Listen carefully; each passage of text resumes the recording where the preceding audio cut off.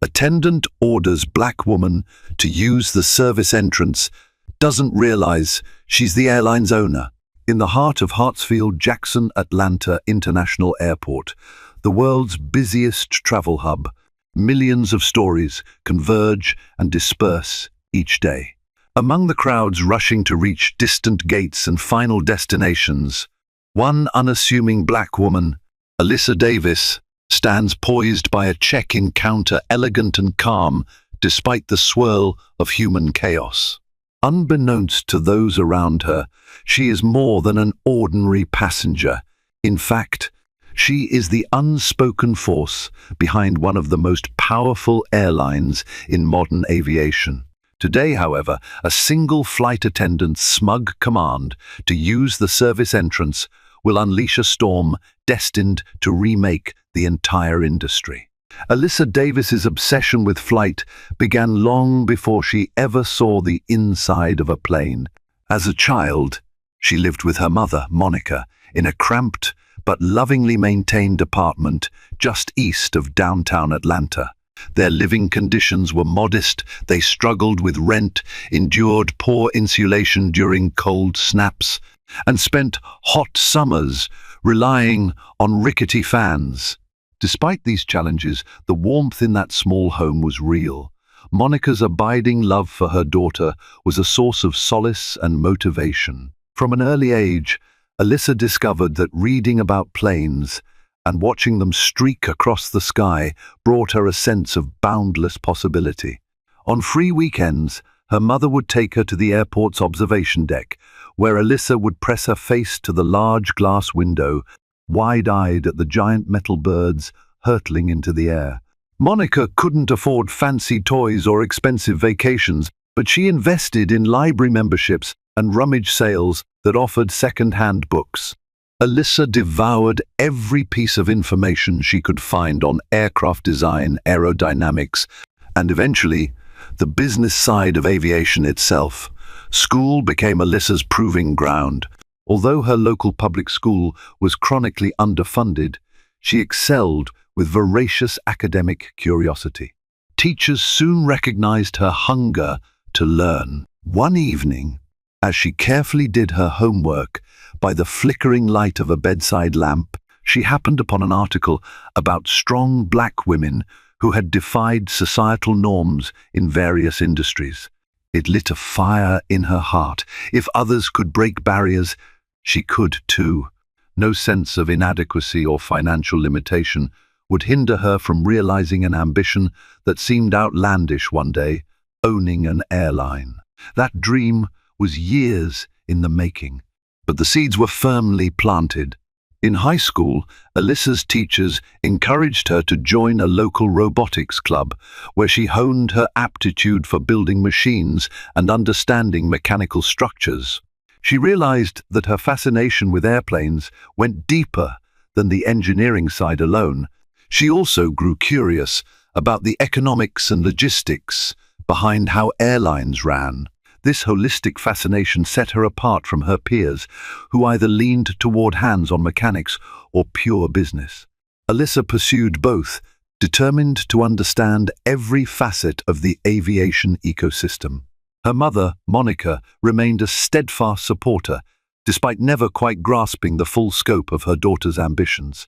To Monica, what mattered was that Alyssa was chasing a dream, an escape from the poverty and uncertainty they had known.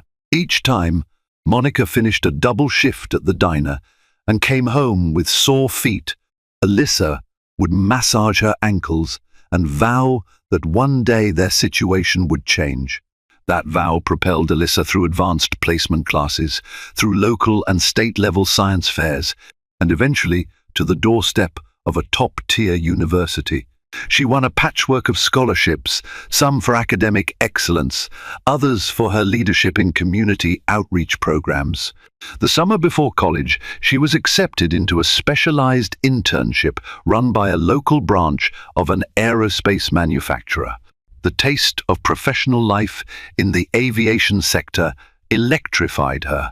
She spent hours drafting proposals for more efficient flight routes, albeit as personal projects that she dared not share yet. She was just an intern after all. Then came her acceptance letter to Georgia Tech. It was a dream scenario, a premier engineering school close to home. Alyssa chose to major in aeronautical engineering and minor in business administration. She knew she needed both the technical acumen and the business savvy. Across her undergraduate years, she often recounted her dream to close friends. "I'll build a firm that consults for airlines, and eventually, with the right capital, I'll own one." Most people nodded politely, indulgently. Few actually believed her, but Alyssa's confidence never wavered. Her college success led her to an even more prestigious graduate fellowship, wherein she specialized in airline fleet management. By the time she'd finished, she was courted by multiple major aerospace and airline firms across the country. Yet her heart remained in Atlanta, close to the airport she'd grown up admiring. So she returned, forging her own path. By age 28, she'd launched a small consultancy focusing on optimizing airline routes and crew scheduling. By 30, she secured her first major contract with a regional carrier desperately needing a revamp. Her solutions saved that carrier millions within the first year, garnering the attention of top airline executives and investors. Money followed, as did the opportunity to expand. In her early 30s, she orchestrated a partnership with venture capitalists interested in a fundamental shake-up of the aviation business model. Alyssa's quiet rise to influence was overshadowed only by her relentless work ethic. She maintained a low profile, letting her results and restructured contracts speak louder than public accolades. Eventually, she found herself in a position to acquire controlling shares in a niche airline that operated under the broader Delta Airlines umbrella. It was a masterstroke of timing and negotiation. The airline needed fresh capital and rebranding. Alyssa stepped in, retooled the operation, and within 3 years, the once flailing carrier turned profitable. She did all of this with little fanfare, preferring to remain behind the scenes. Yet for all her professional success, Alyssa never forgot her roots. She visited her mother regularly, ensuring Monica no longer had to work punishing shifts. She also funded scholarships for underprivileged youth with STEM aspirations, remembering how crucial even small opportunities had been in shaping her life. Through it all, she remained humble, and the public at large remained largely unaware of her identity or her significant stake in one of the world's leading airlines. She wasn't simply a well-to-do consultant or an executive, she was, in essence, an owner, and that ownership, kept understated, would set the stage for a future confrontation she never anticipated. On a brisk Wednesday, Alyssa arrived at Hartsfield-Jackson Atlanta International Airport with the aim of catching a flight to New York. She had back-to-back commitments, a keynote at a major aviation conference, a philanthropic luncheon promoting STEM education, and private meetings with corporate partners. Despite her busy schedule, she chose to fly commercially in first class instead of taking a private jet. This was partly because she liked to see how her airline treated everyday travelers, gathering unfiltered insights to refine strategies that might not be captured in glossy reports. The airport bustled in the early morning rush. Families lugged bulky suitcases, business travelers peered into their phones, and bleary-eyed red-eye passengers scurried for connecting flights. The hallmark humming of point-pay announcements droned overhead, guiding travelers to gates and terminals in crisp monotones. Alyssa weaved her way through the crowd, traveling light with a single carry-on. She dressed simply in a fitted grey pantsuit with a tasteful silk blouse. Her hair was styled in neat twists. She wore minimal jewelry, just stud earrings, and a thin silver watch. Nothing about her screamed airline owner, and that's how she preferred it. As she neared the first-class check-in counter, she saw a short line of passengers waiting for assistance. The counter area was dominated by a digital board displaying flight schedules, occasionally interrupted by the beep of scanning tickets. Alyssa paused, checking her phone for messages from her assistant, Simone, when a commotion near the desk grabbed her attention. A flight attendant in a crisp uniform stood behind the counter, addressing a confused couple who spoke in halting English. The name tag on the flight attendant's blouse read Kimberly. Alyssa watched, concerned, as Kimberly let out an exasperated sigh, rolling her eyes while explaining luggage weight restrictions. Instead of patiently guiding the couple, she turned irritable and dismissive. Alyssa sensed the tension building. When it was Alyssa's turn, she approached the counter politely. Kimberly, still flushed from her previous interaction, barely glanced at her. "Yes?" she said in a clipped tone. "Where are you flying to?" Alyssa handed over her confirmation email. "I'm on flight 1627 to New York, traveling in first class." Kimberly typed for a moment, eyes flicking from Alyssa's attire to her booking details with suspicion. "Flight is almost full. Are you sure this is the right ticket?" "Yes, quite sure." Alyssa kept her voice calm. Kimberly frowned at the screen, then at Alyssa, her eyes narrowed. "You're in first class. But you don't have any checked bags?" Alyssa shrugged politely. "I travel light." Kimberly's mouth tightened into a thin line. "Well, we often get employees or standby passengers trying to board first class without proper authorization. If you're an employee, you should use the service entrance. You can't just stroll into the passenger queue." Alyssa's eyebrows rose.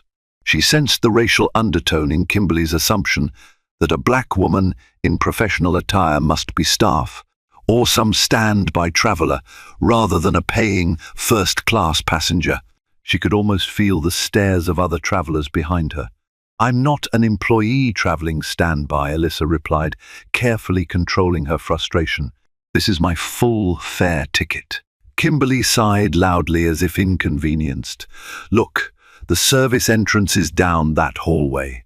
She pointed toward an inconspicuous door near the side of the counter. "We can't have people holding up the line here." Heat flared in Alyssa's chest. This was more than a simple misunderstanding. But she also didn't want to create a scene. She quietly but firmly insisted, "I'm not going to the service entrance. I have the right to check in here, just like any other first-class passenger." Kimberly's lips curled in a mocking half-smile. "You can speak to a supervisor if you like, but I'm telling you, you should really step aside and let paying passengers through." A hush settled over the immediate area, some onlookers gawking in disbelief. A few were about to say something in Alyssa's defense, but she calmly nodded and stepped away from the counter. She could have unleashed her authority then and there, exposing who she was, but she chose restraint. Public meltdowns rarely ended well, and it was better to gather more evidence of Kimberly's bigotry before acting. She headed to the customer service desk, located a few counters away. Inside, frustration roiled her mind. "Is this how my airline is representing itself to everyday people?" she wondered. She vowed that by the end of this ordeal, Kimberly's behavior would be addressed at the highest levels. At the customer service station, Alyssa joined a short line. While she waited, she overheard an elderly passenger describe issues about a missing wheelchair request. The staff at customer service responded compassionately, offering immediate help. Alyssa found the difference between that staff member's kindness and Kimberly's hostile demeanor stark. When her turn came, the representative, a man named Douglas, greeted her politely. "Good morning, ma'am. How can I help? I'm traveling on flight 1627 to New York in first class," Alyssa said, handing over her confirmation. "I just had a very unpleasant experience at the check-in counter. The flight attendant there seems to believe my ticket is invalid, telling me to use the service entrance." Douglas's face fell, perplexed. He scanned her ticket and frowned at the computer screen. "Your seat in first class is indeed confirmed, Miss Davis. I'm truly sorry you were treated that way. That is definitely not how we expect our staff to behave. Can you issue my boarding pass?" she asked. Douglas nodded. "Absolutely. Since you're in first class, you're also entitled to use our premium lounge if you'd like." He clicked through a few screens, printed out the pass, and slid it toward her. Again, I apologize for the inconvenience. If you have a moment, I can file a formal complaint about the attendant who refused to check you in properly. Alyssa was impressed by Douglas's professionalism. She provided him with the details of her encounter, including the flight attendant's name and the remarks made. Douglas jotted everything down meticulously. Once finished, he promised to escalate the complaint. "That's helpful," Alyssa replied, taking her boarding pass. "I appreciate it." She made her way to security, carefully tucking the pass into her sleek laptop bag. The anger still simmered beneath her calm exterior, but she had faith that the system would address this. Or at least, she would ensure the system did not brush it under the rug. Having faced subtle discrimination many times, she had learned to be strategic in her responses. Exploding in the heat of the moment sometimes let the perpetrators off the hook, while painting the victim as emotional or disruptive. Instead, she would channel her fury into purposeful action. The long line at the TSA checkpoint moved steadily. Alyssa cleared the security scan without issue, then followed the corridor that led to Terminal B. Along the way, she stopped at a newsstand to purchase a magazine featuring an article about sustainable aviation, her passion project. It felt odd reading about innovative new engines and eco-friendly breakthroughs in the context of the personal conflict raging in her mind. When she finally reached Gate B17, she saw the overhead sign reading Flight 1627 to New York on time. A throng of passengers waited in lounge seats, some munching on snacks, others tapping on phones or reading newspapers. She eyed the gate agents, wondering if Kimberly was among them. Instead, she spotted a tall male flight attendant, Jared, and another woman in uniform. No sign of Kimberly. Just as she sat down, her phone buzzed. A text from Simone, "Hope you're on schedule. Remember the investor meet is tomorrow at 9 a.m. and your keynote is 3 p.m. today. Break a leg." Alyssa typed back a quick thanks. She took a measured breath and tried to mentally prepare for the day's events, a day that had begun with confrontation but might still hold promise. Boarding was called in sections, starting with families traveling with young children and passengers needing extra assistance. Then came first class. Alyssa joined the short line, scanning her pass. The gate agent smiled warmly. No issues there. She stepped through the jet bridge and into the plush first-class cabin. Rows of wide seats lined each side of the aisle, offering more legroom and personal space. Flight attendants greeted each passenger, offering to stow bags or provide pre-departure beverages. She found her seat, 2A, near a window. Placing her carry-on in the overhead bin, she settled into the cool leather seat and exhaled, letting the gentle hum of the air conditioning calm her nerves. Within minutes, the cabin filled up with executives, occasional holiday travelers, and a couple who looked like newlyweds. Then she heard the voice sharp, overly loud in the hushed cabin. Kimberly, the flight attendant who dismissed her earlier. Alyssa turned her head slightly, noticing Kimberly conferring with the other attendants at the front galley. The new flight attendant, Jared, seemed to be listening with a mildly concerned expression. Kimberly's face appeared tight with annoyance, as though everything about her day was an inconvenience. Alyssa turned her attention back to her phone, preferring not to engage, but she felt a twinge of dread. Could this woman cause further trouble during the flight? She tapped out a short message to Simone about the fiasco, adding, "I'm on the plane, but the same flight attendant is here." Right on cue, Kimberly walked down the aisle, distributing newspapers and a warm greeting to each first-class passenger. When she reached Alyssa, her gaze flicked to the seat number on her passenger manifest. She froze for half a second, recognition dawning. An almost imperceptible sneer crossed her lips. "Ma'am," she said curtly, holding out a folded newspaper, "would you like something to read?" Alyssa looked up. "Thank you, I'm fine." Kimberly lingered, as if wanting to say something more, but she simply pursed her lips and moved on. Moments later, Jared passed by, offering pre-departure drinks. He seemed more pleasant, asking Alyssa if she wanted juice or champagne. She requested water. As the plane began its pushback, safety announcements played. Alyssa tried to lose herself in a novel on her e-reader, yet her mind returned to the morning's confrontation, replaying Kimberly's condescension at the counter. She had quietly escalated it to customer service, but was that enough? Part of her considered sending a direct message to the top corporate brass. But then the plane taxied, the engines roared, and soon they were ascending into the cottony clouds of a Georgia sky. When the seatbelt sign dinged off, Alyssa reclined slightly, hoping for a smooth flight. However, turbulence of another kind began to brew. Over the next hour, she overheard Kimberly gossiping at the galley with another flight attendant.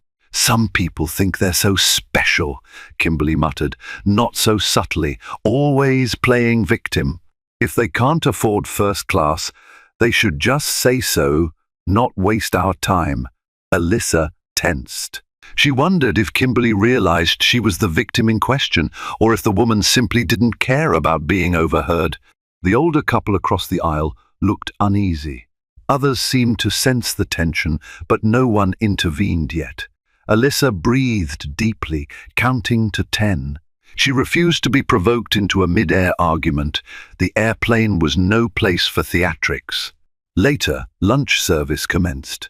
Jared offered Alyssa a salmon entree, served with a small side salad. She thanked him quietly. Meanwhile, Kimberly served drinks but seemed to avoid Alyssa's row until last. When she finally arrived, she placed a glass of ginger ale on Alyssa's tray with a barely concealed scowl. Not a word was exchanged. After lunch, Alyssa tried to focus on some notes for her keynote speech. She was set to discuss sustainability in aviation, how the industry could innovate in areas like alternative fuels, more aerodynamic planes, and socially responsible corporate culture. The irony of championing social responsibility while dealing with bigotry from her own employee did not escape her. She decided to document everything: the conversation at the check-in, the remarks on board, the smirks and sneers. If a thorough investigation was needed, she'd have plenty of details to share. When Flight 1627 finally descended toward John F. Kennedy International Airport, a bright midday sun greeted them, reflecting off glass terminal buildings. Passengers and crew braced for landing, and the wheels kissed the runway with a gentle thump. As the aircraft taxied, Alyssa could already see messages flooding her phone from Simone, reminding her of her next commitments in the city. She steeled herself. The moment the plane parked, she'd confront the situation systematically. In the final moments before deplaning, Kimberly stood at the front of first class, instructing people to exit row by row. As Alyssa approached, carry-on in hand, Kimberly's false smile returned. "Thank you for flying with us, Miss Davis." The subtext was unmistakable. "I know who you are, but I'm still going to act like you don't belong." Alyssa nodded tersely and left the aircraft. Inside the jet bridge, she noticed Jared approach hurriedly. "Miss Davis," he called softly, "I just wanted you to know. I saw how she treated you. If you need a witness statement, I'm willing. She's been unprofessional to more than a few passengers. I've filed complaints, but nothing sticks." Alyssa offered a grateful smile. "Thank you, Jared. I appreciate it. You may hear from someone in management soon." He nodded and left. Alyssa continued into the terminal, the typical swirl of chaos greeting her travelers, rushing to catch connecting flights, families reuniting at baggage claim, and employees escorting VIP passengers to private lounges. She carved out a quiet corner near a row of gates and pulled out her phone, placing a call to an internal contact in the airline's HR department. It went to voicemail. She left a succinct message: "Please call me back about a serious staff misconduct issue. Urgent." With that done, she navigated to ground transportation, where a private car was waiting. The driver, a tall man in a navy suit, took her bag and opened the door. She slid into the back seat, exhaling the tension of the flight. As they pulled away from the curb, she stared out at the passing highways. Every so often, a plane roared overhead, a reminder that while she had soared high in her career, she was still wrestling with the most basic forms of prejudice. Moments later, her phone rang. It was Simone. "Alyssa, are you okay? Douglas from customer service in Atlanta emailed me about the incident. He said it was blatant discrimination." Alyssa sighed. "I'm fine, just furious. Kimberly is doubling down on her rudeness. I need this handled swiftly. Let's schedule a meeting with the management team. I'll bring them up to speed on everything. Also, keep an eye on any social media mentions. I have a feeling something might have been recorded." Simone's tone grew serious. "I'll monitor.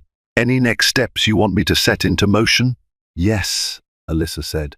"I want that flight attendant suspended pending an investigation. This is no longer a minor inconvenience." A pause. "Understood," Simone replied. "Don't forget you have to speak at the conference tomorrow afternoon. Try not to let this overshadow your preparation." "I know, but ironically this might tie directly into my message about corporate responsibility. Let's focus on the plan for now." They wrapped up the call, and Alyssa tried to shift her mind to the upcoming keynote. She rubbed her temples, imagining how the next 48 hours might unfold. She had no idea, however, just how massive the fallout would become and how it would ricochet across social media, boardrooms, and the entire airline industry. Alyssa woke before dawn to an incessant cacophony of pings and vibrations from her phone. At first, she assumed it was just her usual wave of email alerts, morning reminders from Simone, flight status updates, perhaps a note or two from colleagues on the East Coast. Yet the sheer volume of notifications soon made it clear something more serious was unfolding. Her suspicions were confirmed the moment she checked her text messages. Simone had written 6 times within the past hour. 1. "Have you been online? A video is going viral." 2. "Wake up ASAP, this is huge." 3. "CNN has reached out, this is out of control." Alarm bells rang in Alyssa's mind as she opened social media to see what all the fuss was about. It didn't take long to find it. An unsteady 30-second cell phone clip capturing Kimberly's confrontation at the airport check-in counter. The video showed Kimberly, eyes narrowed and voice dripping with condescension, telling Alyssa that she should use the service entrance and didn't belong in first class. Someone had evidently recorded it from behind the stanchions, capturing enough context to make the prejudice unmistakable. Within hours of posting, the clip had amassed thousands upon thousands of retweets. The hashtag airline discrimination soared into the top trends. Heated comments flooded Twitter, Facebook, and Instagram, many condemning the airline for allowing such blatant bias to go unchallenged. Others recognized Alyssa as a major stakeholder in the airline, further deepening the scandal, so even the owner isn't safe from racist treatment at her own company. Alyssa's phone blared once more, this time a call from Simone. She answered in a hushed tone, adrenaline surging. "What's the latest?" "I've been up all night," Simone replied, her voice strained.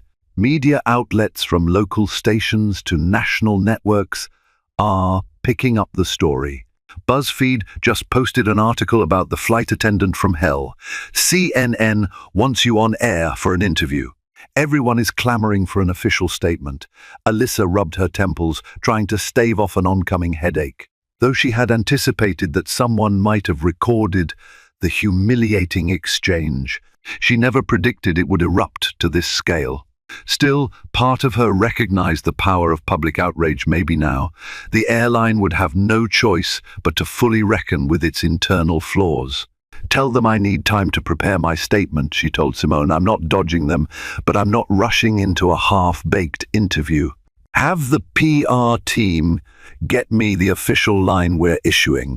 Then I'll decide how to integrate it with my own experience. Got it, Simone replied, pausing. Alyssa, there's more. Apparently multiple passengers from Flight 1627 are coming forward with similar stories about Kimberly being rude or biased. Some even said they tried to complain before but felt ignored. Alyssa's jaw tightened. The scope of the scandal widened with each new revelation. If passengers had already lodged complaints, why hadn't the airline responded? Was there a breakdown in how HR processed such reports? This was bigger than one flight attendant's behavior. It signaled systemic blind spots or even indifference. Just then, a call from Gregory Marshall, the CEO, interrupted their conversation. Alyssa quickly switched lines. Alyssa, Gregory said, voice tense, the board is in an uproar. We have an emergency video conference in 3 hours. We can't let this fester.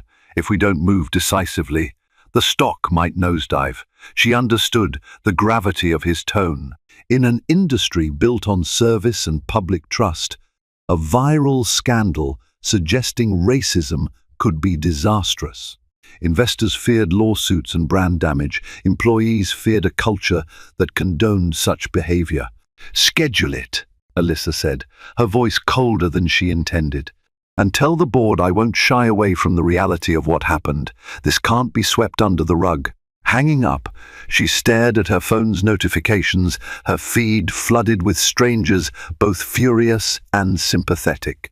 A wave of conflicting emotions coursed through her, anger, humiliation, but also a fierce resolve. When she had first encountered Kimberly's contempt, she hoped filing a complaint would suffice.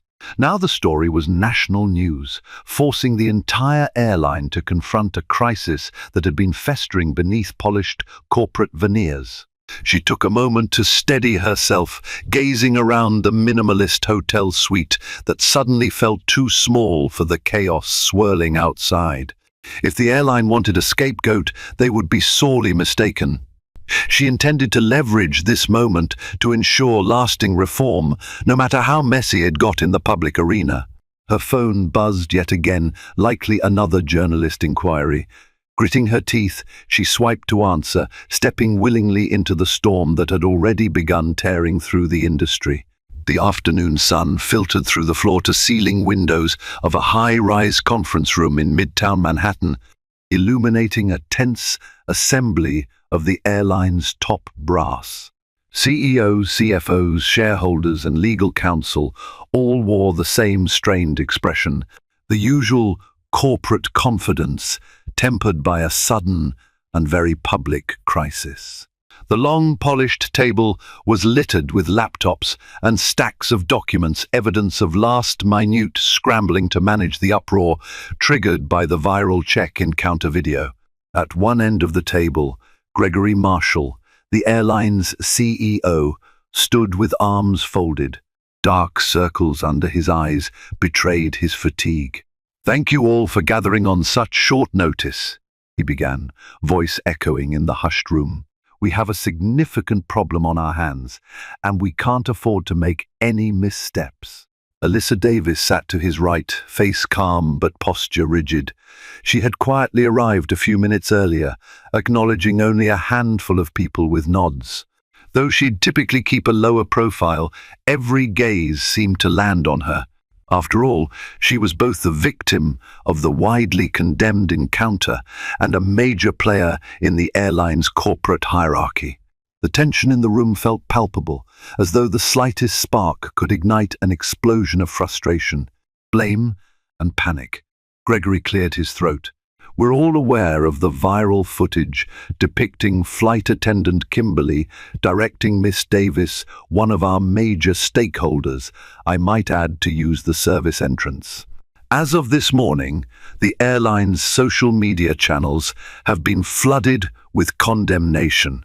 The hashtags #airline discrimination and #racial bias are among the top US trends."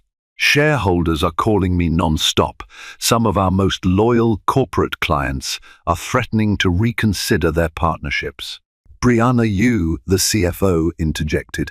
And let's not forget our stock. As of an hour ago, it's dipped nearly 7%. That might not sound catastrophic, but if this scandal continues, we could be looking at double digits. She pushed her wire-rimmed glasses higher on her nose. Investors are demanding immediate reassurance that this is being taken seriously. On a video screen at the opposite end of the room, Harold Summers, an older board member who had dialed in remotely, wore his wariness plainly. "We need to remain cautious," he said, voice crackling through the speaker. "Yes, the footage looks terrible, but we must follow proper investigative procedures. Suspension and termination without due process could backfire."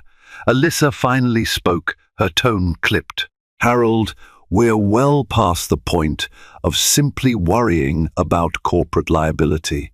The public is outraged for good reason. People of color and, frankly, any decent traveler have grown tired of such behavior being swept under the rug. We have an obligation not just to shareholders, but to every single passenger and employee who believes in fair treatment." Silence descended, thick as fog.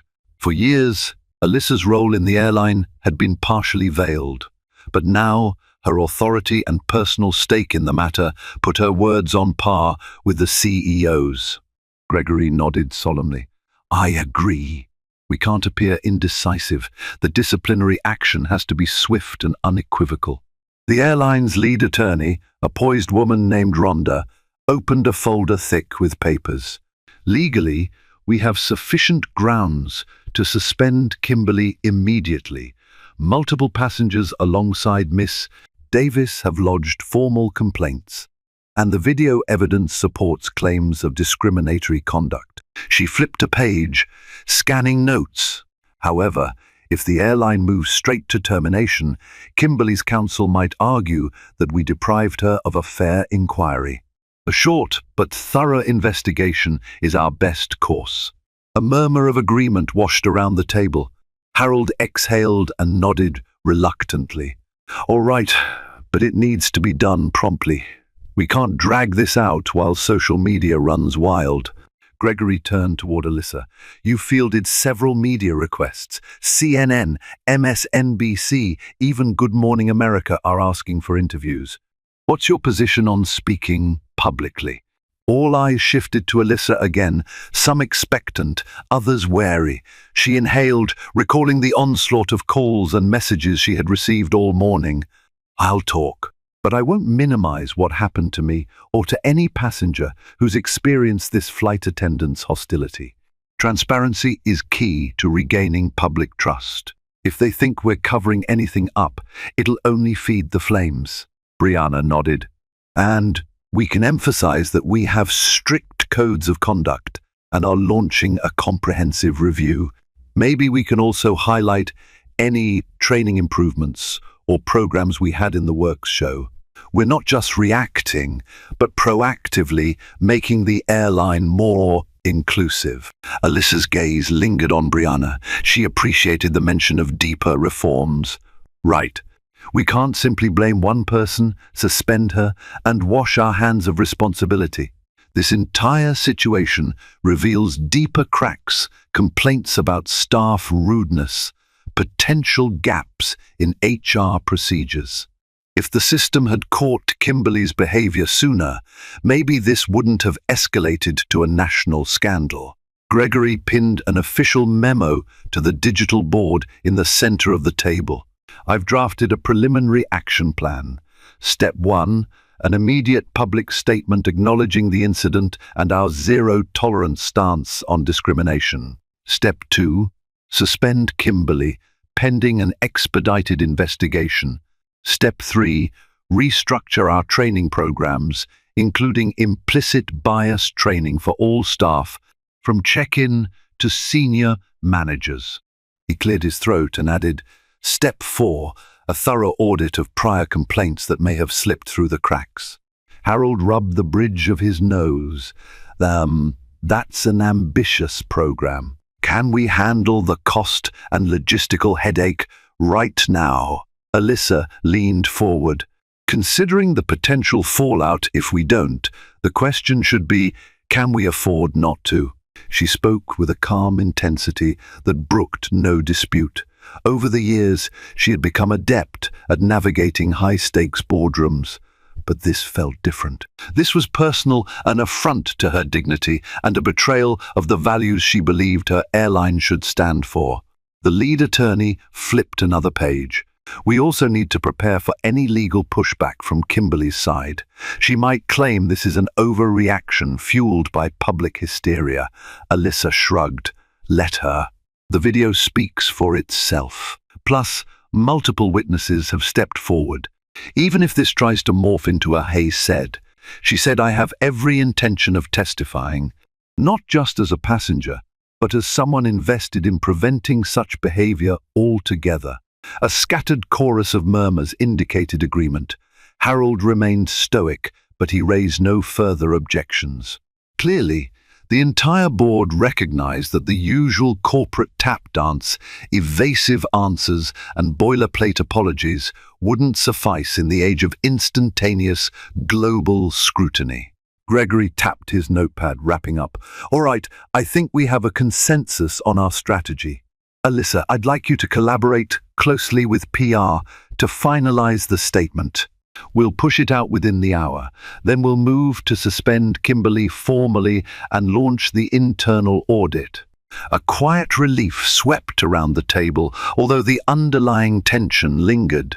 The airline was at the brink of a PR meltdown, but at least they had a unified plan, one that balanced legal caution with the moral imperative for swift, visible accountability. Before anyone could leave, Alyssa raised a hand. One last thing, after this crisis is managed, let's not forget the bigger picture. Incidents like these are often symptoms of deeper cultural issues. We must address the root causes like weak oversight of staff conduct, fear of reporting among junior employees, and a lack of diversity in senior leadership. If we limit ourselves to punishing one person and smoothing over the headlines, we'll have learned nothing. Her words hung in the air, echoing across tense silence. Slowly, heads nodded around the room, acknowledging that the price of real reform would be high, but the price of ignoring it could be higher still. And with that final caution, the meeting adjourned. No one left the conference room feeling triumphant or relieved. Instead, they departed with renewed urgency. They had set a course, but every minute counted. Outside those glass walls, the world was watching, and the board now understood that if they wanted to soar again, they had to confront this crisis openly, honestly, and with more backbone than any simple press release could provide. That afternoon, Alyssa arrived at a Midtown Manhattan broadcast studio, where a CNN news crew awaited her for a live segment. The bright lights, bustling crew, and whir of cameras were familiar.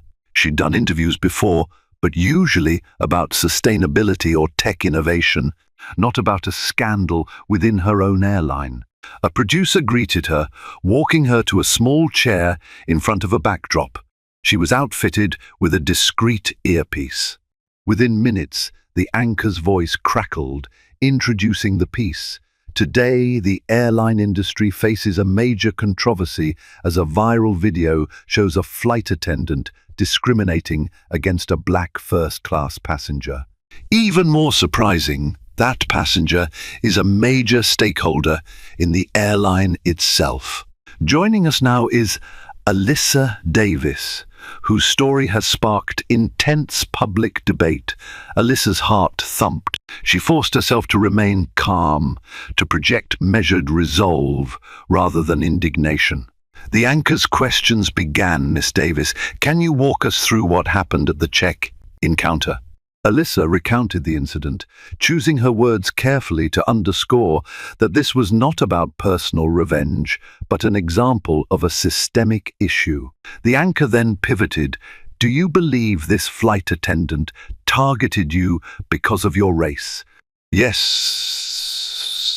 Alyssa replied matter-of-factly, because the remarks made were consistent with the stereotype that a black woman in first class must be there by mistake or as an employee, rather than a paying passenger. This is exactly the kind of bias we need to root out. Has the airline taken any action? Yes, she's been suspended. We're also launching a comprehensive review of our training and complaint handling processes. I'm pushing for meaningful reforms so no passenger endures such treatment. The anchor pressed on. There are critics who say you're using this incident to shine a spotlight on yourself or to push your personal agenda. How do you respond? Alyssa inhaled, controlling the flash of irritation that question sparked. I didn't ask for this attention, and I certainly didn't want to be humiliated at my own airline's check-in counter. But it happened. If shining a spotlight can bring about positive change and highlight the need for respectful service, then I embrace that. This isn't about me. It's about every traveler who's ever felt diminished by prejudice. The interview wrapped with a final question about the airline's future. Alyssa emphasized the necessity for a culture shift, bridging it to her overall vision of an airline that truly serves all communities. When the camera's red light clicked off, she exhaled. The producer gave her a nod of approval, remarking, "That was riveting. We expect strong viewer response." She left the studio, phone already buzzing with messages. Simone texted, "Social media is blowing up. Tons of support. Some trolls. Keep strong."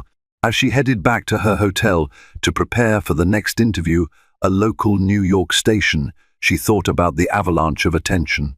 She never wanted to be a public figure for battling discrimination, but she couldn't ignore the platform fate had given her. In the swirl of these interviews, she found a renewed sense of purpose. Perhaps this was her chance to do more than own an airline. She could transform it from the inside out. Meanwhile, Kimberly's life spiraled. An official suspension notice hit her inbox, accompanied by a mandate not to interact with airline customers while the investigation proceeded. Her supervisor, Cheryl Cook, had tried to conduct a preliminary interview, but Kimberly insisted she did nothing wrong. "I was just following procedure," she maintained. But social media was relentless. Within hours, photos of Kimberly circulated, showing her at the check-in desk, sometimes mid-sneer, as captured by passengers' smartphone snapshots. The damning video played repeatedly on news segments discussing racial bias in public service. Online sleuths dug into any available information, discovering prior complaints from different flights, blog posts mentioning a rude flight attendant named Kim, and more. Feeling cornered, Kimberly tried to lash out legally. She consulted a lawyer, claiming defamation and emotional distress. The lawyer, however, reviewed the publicly available footage and quietly suggested settling or apologizing. The evidence was simply too overwhelming. Her on-record statements about people like you weighed heavily against her, especially with other passengers attesting to similar experiences.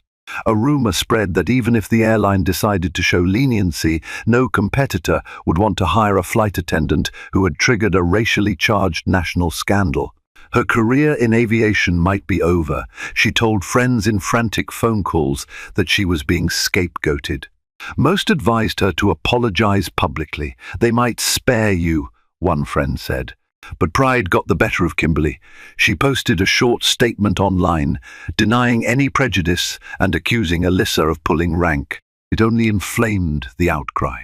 By the time corporate finished their investigation, within a matter of days, they'd gathered enough complaints to justify termination. Kimberly was fired, effective immediately. Hard karma had found her, catalyzed by her own misdeeds. In the aftermath, she faced countless social media messages, some supportive, many hostile. The airline offered her no severance beyond the bare minimum. Her attempts to pivot to other airlines failed. The scandal was still fresh.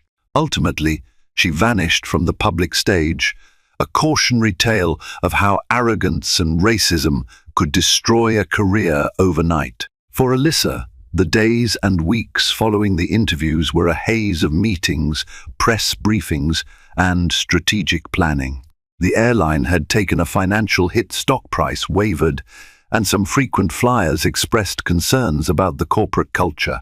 But there was also an outpouring of support from people applauding the airline's quick action and Alyssa's transparent handling. Gregory Marshall convened a summit of executives to discuss reforms. They greenlit enhanced staff training that tackled unconscious bias, revised the complaint escalation process, and enforced real accountability when staff engaged in inappropriate conduct. Alyssa insisted on personally overseeing the development of these programs, ensuring they weren't mere box-checking exercises. She drew on her background in data analysis to measure the success of each initiative, planning anonymous surveys and tracking complaint resolution times. Within a month, the airline launched an inclusivity initiative, publicizing a set of comprehensive changes. It included mentorship programs for minority employees, mandatory sensitivity workshops for all staff, including senior leadership, and new partnerships with community advocacy groups. A marketing campaign highlighted these efforts, with the tagline "Flying Forward Together" featuring a diverse array of employees and passengers in the commercials. Some cynics on social media deemed it an elaborate PR stunt, but many recognized the genuine strides being made under Alyssa's watch. During this period, Alyssa also strengthened ties with civil rights organizations. She collaborated with them to establish scholarships for underprivileged high school students eyeing aviation careers. At a televised press conference unveiling these programs, Alyssa emphasized, "This isn't about clearing our name, it's about redefining the future of air travel as welcoming, equitable, and uplifting for everyone." The CEO, CFO, and board members stood behind her, offering their visible support. They all recognized that the best path to salvage brand reputation lay in real, transparent action. Late one evening, Alyssa found herself alone in her Atlanta office, high above the city skyline. Floor-to-ceiling windows revealed the airport lights twinkling in the distance, where planes landed and took off against the starry sky. She thought back to her childhood, standing on the airport's observation deck, dreaming of being part of that grand ballet of aircraft. How far she had come, no longer the starry-eyed kid outside the glass, but an industry shaper with the power to demand accountability. A gentle knock sounded on her door. Simone walked in, carrying a small stack of papers. "These are the preliminary satisfaction surveys from employees regarding the new inclusivity training," she said, handing them over. Early numbers looked promising. Alyssa skimmed the data. While some employees grumbled about woke corporate culture, a larger portion expressed relief that the airline was taking discrimination seriously. Many employees of color had written comments praising the initiative. Finally, one read, "I feel comfortable speaking up." Another said, "This training should have been mandatory years ago." Emotion welled in Alyssa's chest. "Thank you, Simone. This means a lot." Her assistant nodded. "You did good, Alyssa, turning a personal ordeal into something bigger. Do you ever regret that it went so public?" Alyssa set the papers aside, gazing out at the runway lights. "Part of me wished it never happened, that no one ever had to suffer such indignity. But sometimes public outrage is the lever we need to force deep change. People pay attention when they see injustice so plainly." Simone smiled softly. "Your keynote speech last week on sustainability and social responsibility was a hit, by the way. Everyone praised you for tying together environmental progress with ethical imperatives. They said it felt real." Alyssa looked at her reflection in the window, seeing a woman shaped by trials, perseverance, and a relentless desire to do better. "Because it is real," she murmured. We can't separate how we treat the planet from how we treat each other. Both define the future of flight. She realized that in the swirl of crisis management, she had inadvertently become the face of a more profound movement, one linking corporate accountability with human dignity in the aviation sphere. Her position gave her the means to direct resources, shift policies, and cultivate a culture that could set an example for other airlines. She resolved not to squander that chance. Several months later, the results of the airline's transformation were increasingly visible. Customer satisfaction ratings improved, with fewer complaints about rude staff. Media outlets that once hammered the airline for the viral incident now ran follow-up stories on its overhaul. Alyssa's own role, once unknown to the general public, was recognized more widely, especially after she graced the cover of a major business magazine under the headline, "The Woman Who Owns the Sky." The feature detailed her climb from modest beginnings to her controlling interest in the airline, focusing also on her moral stance. While the celebrity-level exposure felt disconcerting at times, Alyssa leveraged it to advocate for broader equity in the industry. On a personal level, she visited her mother, Monica, more frequently. They would share quiet evenings on the porch, sipping sweet tea. Monica would occasionally bring up her double shifts at the diner from years past, marveling at how life had changed. Alyssa assured her it was only the beginning. She had more to accomplish, more ceilings to break. Eventually, she found herself traveling once again through Hartsfield-Jackson Airport, heading for a keynote in London. This time, her check-in was seamless. Another flight attendant recognized her name on the manifest and welcomed her politely. Passengers, too, offered nods of respect. She sensed an undercurrent of positivity, a subtle shift in tone that permeated the air. Staff members looked more at ease, as though they knew the company had their backs if they reported any wrongdoing. Sitting in the first-class lounge, Alyssa reflected on how a single toxic interaction had triggered a wave of transformation. Hard karma had taken down someone who believed she could treat passengers with scorn, but that karma also lifted Alyssa's mission to new heights. Now, more women and men of color were entering aviation, feeling encouraged to dream big, just like she once did as a child gazing at planes. The speaker system crackled, announcing final boarding for her flight. With a calm smile, Alyssa stood, collected her carry-on, and headed toward the gate. She walked with the confidence of someone who had faced adversity and turned it into a platform for global impact. Although Alyssa Davis might have begun this journey simply wanting a peaceful flight to New York, her clash with a prejudiced flight attendant sparked a transformative reckoning across the airline industry. By refusing to hide behind closed boardroom concessions, Alyssa demonstrated that real change demands both a spotlight and the relentless will to act. In the end, the flight attendant's downfall was not mere vengeance. It became a signal that racism and arrogance have no place in a world striving to unite all people through travel. Alyssa's reforms, from inclusive training to broader youth scholarships, proved that adversity can be a launchpad for sweeping progress. If this story resonated with you, if you felt the sting of injustice and the power of redemption, please like, share, and subscribe to this channel. Let's ensure more people hear Alyssa's message, stepping forward to reject bias and champion a future where dignity is guaranteed to every traveler.